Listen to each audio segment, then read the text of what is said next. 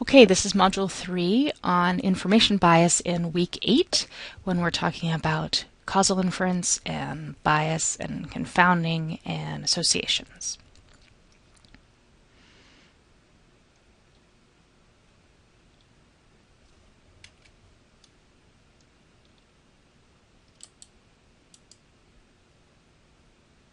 Okay, just a reminder, we have three main categories of bias: selection bias, information bias, and confounding. And Grimes and Schultz, if you remember, call all these categories of bias something quote-unquote different that distorts the planned comparison. So just keep in mind when you're looking for bias, you're looking for something that was done differently across different groups that's going to somehow cause a problem in your analysis of exposure and outcome. So in this module, we're going to talk about information bias. And here the main question is, has the information about exposure or outcome been collected differently or the same for different groups? And if there's an incorrect determination of exposure or outcome, or both, that's obviously going to screw up our calculation of relative risk or odds ratio, because that causal relationship is going to be distorted. It may be made bigger, it may be made smaller. Now, if there's non-differential data collection, if it's just random error or sort of noise in the system, that's usually going to shift the odds ratio towards 1, towards no association. But if there is systematic error or bias, that could make either a larger or a smaller measure of association. Now, there are lots and lots of different kinds of information bias. The Schultz and Grimes article goes through several of them. Gordis goes through several of them, and I'll just walk through some of the main ones here. Mostly I want you to get really good at recognizing them when you see them in a published study and also thinking carefully about how to avoid them in your own studies. So unmasking bias, we talked about this with the Women's Health Initiative. That's when an exposure, what we call an innocent exposure, leads to a greater likelihood of detecting the disease and so screws up our ascertainment. So one example here is estrogen use. If we're interested in its association with endometrial cancer, estrogen use may cause bleeding that will actually increase our likelihood of screening a woman for endometrial cancer. So although the estrogen use itself isn't necessarily causing it, the increased screening is going to make it look like there's an association there. And exactly the same thing can happen with aspirin use and bleeding and colon cancer detection. So we want to be careful that we're not unmasking a condition sooner than we would have otherwise because of the exposure we're using. There's several different kind of diagnostic biases. One is called diagnostic suspicion bias, where we're going to follow our exposed people more intensively than our unexposed people because we know they're exposed. So if we think of an exposure like family history of breast cancer and the disease being breast cancer, we're going to recommend mammography more often for those who have a family history and therefore may pick up a breast cancer diagnosis earlier than the unexposed group, even if that actual breast cancer incidence is happening at the same time. So we want to be careful of that kind of bias. Similarly, there can be a diagnostic classification bias where our investigator, through reviewing medical records or extracting old records or interviewing, may, again, if they know the exposure status, be more likely to say, this person has the disease we're interested in because I know their exposure status.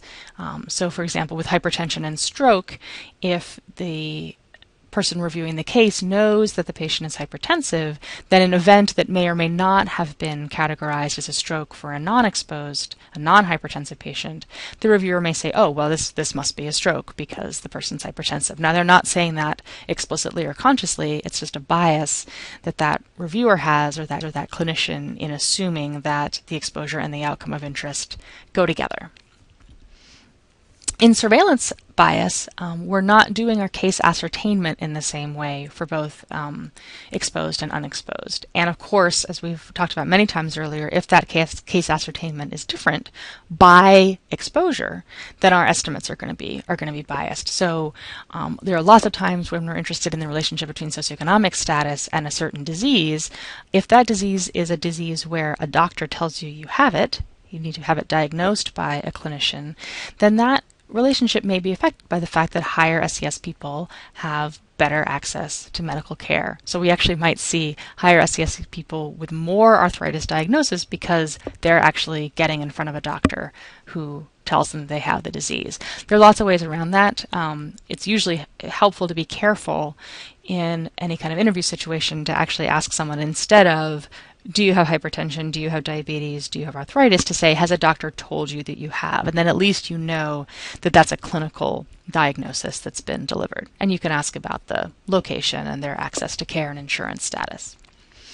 Now, we've mentioned recall and reporting bias, especially in our cross-sectional cohort studies and case control studies, where we're asking people about prior exposure. And we're going to worry that, for example, they're going to recall events differently by either their exposure status or their disease status.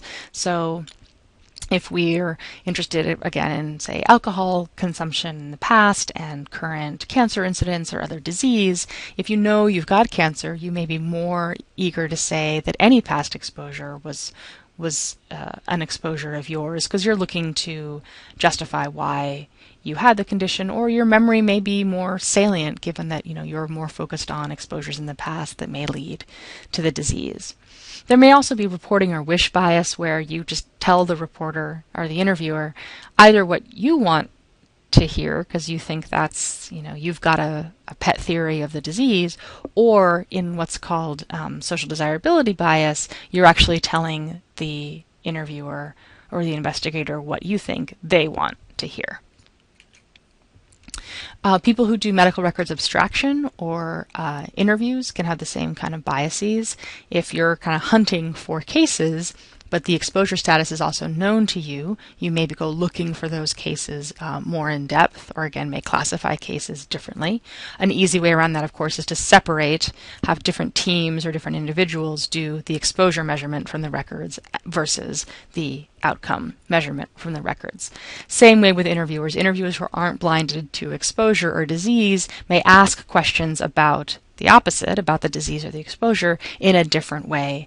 One solution to that is to have a very set list of prompts that are in a set order, and you're not having the interviewers kind of roam around or tweak the question or frame the question based on what they know about exposure or disease status.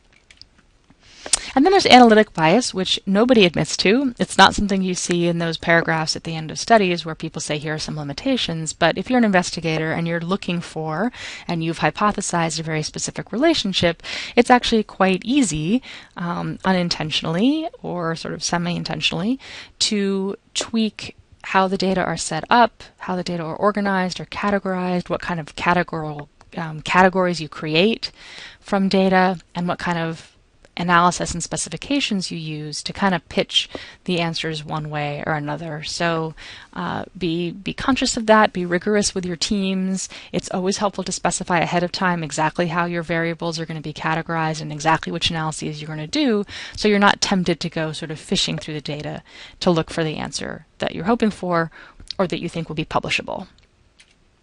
So again, what happens when there's bias? Well, if there's systematic bias, if there's error like this kind of information bias, it may either exaggerate or underestimate the magnitude of a true causal association, and it's hard to know that ahead of time.